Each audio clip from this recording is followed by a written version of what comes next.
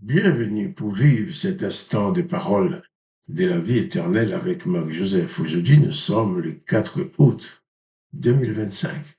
Et ce jour du 4 août 2025 est encore pour toi un jour de grâce et de bénédiction. Tu dois vivre avec la présence de Jésus-Christ dans ta vie. Et je te dis, si Jésus-Christ est dans ta vie, alors pas de panique, pas de peur. Place ta confiance en lui. Car Jésus-Christ connaît tout de toi. Les événements de ta vie, tu n'as pas besoin de lui raconter en détail pour qu'il te comprenne. Tu n'as pas besoin de lui faire un dessin pour qu'il comprenne.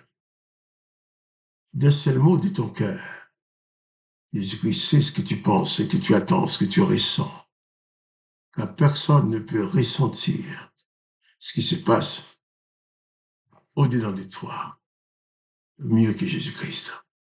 Il n'y a personne de mieux que Jésus-Christ pour ça. Mais lui, il te connaît. Pour cause, il sait lire tes pensées. Il habite dans ton cœur. Et c'est pour ça, j'ai dit que chaque jour est pour toi un jour de grâce. Parce que Jésus-Christ habite dans ta vie. Et la présence de Jésus-Christ, c'est la présence de la grâce. Hier, nous avons parlé de ce texte de Matthieu 13, de 1 à 9, où Jésus parle de la semence. Et après, il dit que celui qui a des oreilles pour entendre, entende. Jésus parle de la parole en tant que semence. Il parle de sa parole, de la parole du Père.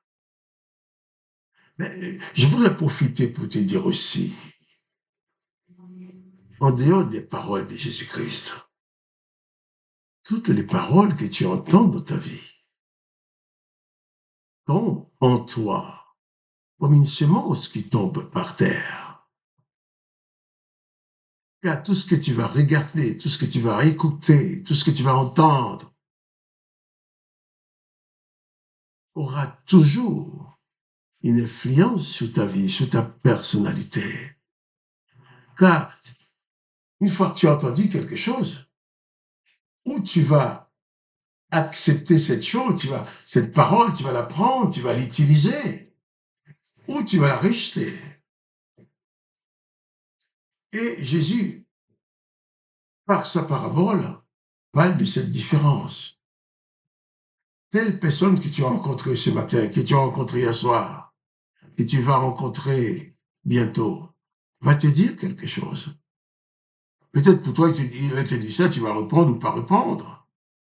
Mais cette parole va rester toujours comme une semence dans ton cœur. Une vie humaine, Jésus-Christ la compare à une terre, qui peut être une bonne terre, qui peut être une mauvaise terre, qui peut être une terre pierreuse, qui peut être une terre où poussent les ronces et les épines. Mais faites attention à ta parole. Ne dis pas n'importe quoi. N'écoute pas n'importe quoi non plus. Car quand tu vas prendre le temps d'écouter quelque chose, cette chose écoutée va avoir une influence quelconque sur ta vie, que tu le veuilles ou pas. D'où la nécessité pour toi de choisir qui tu veux entendre, avec qui tu veux parler, de choisir qui tu veux rencontrer. Car chaque discussion avec quelqu'un laisse quelque chose en toi comme une graine. Et cette graine-là peut germer, peut produire. C'est pour cela, si tu sais que quelqu'un ne t'apportera que des paroles négatives,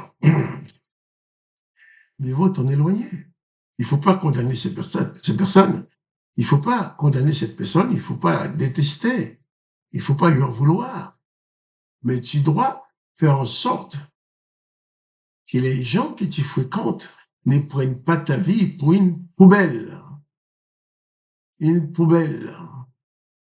Qu'ils ne prennent pas ta vie pour un terrain de décharge, pour une décharge publique, où la personne va décharger toutes ces bêtises, tous ces mauvais propos dans tes oreilles, et toi tu entends.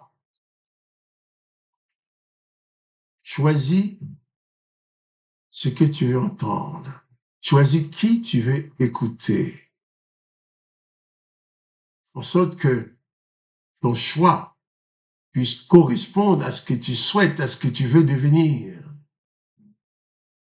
De même que ton corps est le résultat de toutes les nourritures que tu manges depuis ta naissance.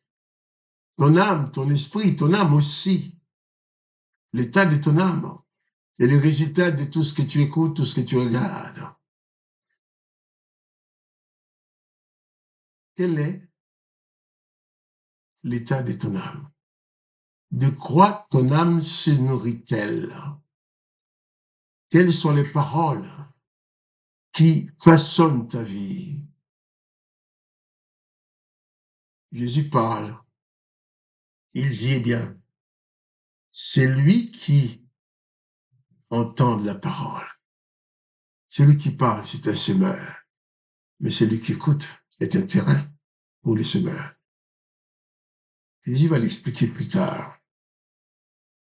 Mais je voulais m'arrêter là-dessus pour te dire, si tu veux avoir une vie bien établie, bien installée, équilibrée en Christ, il faut déjà choisir qui tu veux écouter, avec qui tu veux parler, choisir les paroles que tu veux entendre. S'il y a telle chose, qu'il soit à la radio, à la télé ou une personne que tu rencontres, tu estimes qu'il y a des paroles qui sont des poisons pour ton âme, eh bien, il faut arrêter. Comme je dis, que ton âme ne soit pas une poubelle dans laquelle on jette les mauvaises paroles. Des semeurs veulent semer, mais tu n'acceptes pas que n'importe quel semeur vienne semer des mauvais produits dans ta vie. Si tu es disciple de Jésus-Christ, tu dois t'appliquer à suivre Jésus-Christ. Jésus-Christ dit bien, les semeurs sèment, et la semence peut tomber dans n'importe quel terrain. La personne lance sa parole. Toi, tu l'attrapes avec ton âme. Et tu vas utiliser cette parole ou pour te construire ou pour te démolir. Sache que ton âme sera toujours le résultat de toutes les paroles que tu entends. Les paroles que tu entends et les choses que tu vois. Donc, veille sur ton âme. Arrête de t'approcher des personnes qui sont toujours négatives. Des personnes qui n'ont rien de positif à te dire. Si quelqu'un te parle dans sa parole, tu trouves qu'il n'y a rien là-dedans que tu peux utiliser pour une bonne construction dans ton âme, eh bien, n'écoute plus cette personne-là.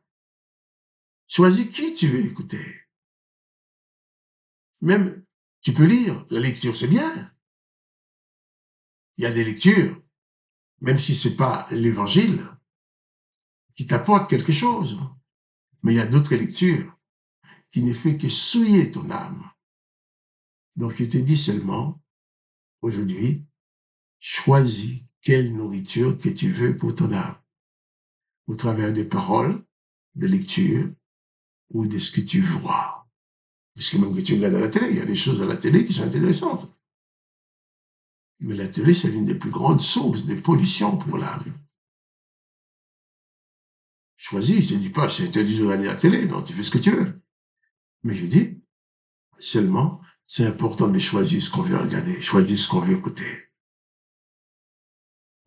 Ne fais pas de ton âme une poubelle dans laquelle les gens vont tout jeter et puis toi, tu vas être là comme une décharge publique.